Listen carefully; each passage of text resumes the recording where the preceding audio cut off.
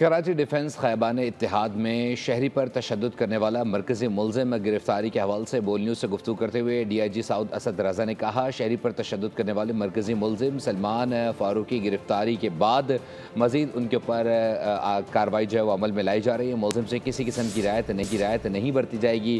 Video شواہد اور عینی شاہدین کے بیانات سمیت ٹیکنیکل شواہد جمع کیے جا رہے ہیں جنہیں عدالت میں پیش کیا جائے گا اور مظلوم کو انصاف دلوایا جائے گا۔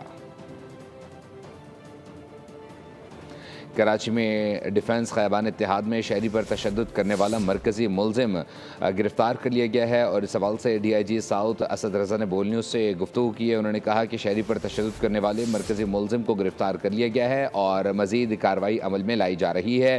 ملزم سے کسی قسم کی رعایت نہیں برتی جا رہی۔ ویڈیو شواہد اور عینی شاہدین کے بیانات سمیت ٹیکنیکل شواہد جمع کیے جا رہے ہیں جنہیں عدالت میں پیش کیا جائے گا اور مظلوم کو انصاف دلایا جائے گا۔ اپڈیٹ کر رہے ہیں، یہ ویڈیو سوشل میڈیا پر وائرل ہوتی ہے جس پر پولیس نے کارروائی کرتے ہوئے ملزم کو گرفتار کر لیا ہے۔ جو قانون کا جو پہلا سٹیپ ہے وہ یہی ہوتا ہے کہ ایک کمپلینٹ کو درج کیا جائے اور ایف آئی آر، تو پولیس نے کسی توقف کے اس واقعے کی ایف آئی آر جو ہے وہ درج کر لی ہے اور موقع کے جو ہے وہ شواہد جو ہے وہ اکٹھے کر لیے گئے ہیں اور کافی، اور ابھی کچھ شواہد رہ گئے ہیں ان کو بھی اکٹھا کیا جا رہا ہے۔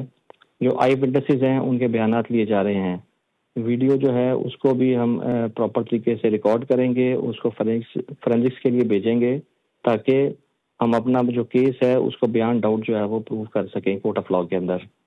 مرکزی ملزم جو ہے اس کو گرفتار کر لیا گیا ہے، اس کی انٹیروگیشن جو ہے وہ عمل میں لائی جا رہی ہے اور جتنی بھی تکنیکی اور غیر تکنیکی اور سرکمسٹانشل ایویڈنس ہمیں ملے گی ہم اس کیس کے اندر اس کو ڈالیں گے اور اس کو ایک اچھا کیس بنا کے کورٹ میں پیش کریں گے۔ سبسکرائب کریں اور بیل دبائیں تاکہ کوئی خبر رہ نہ جائے۔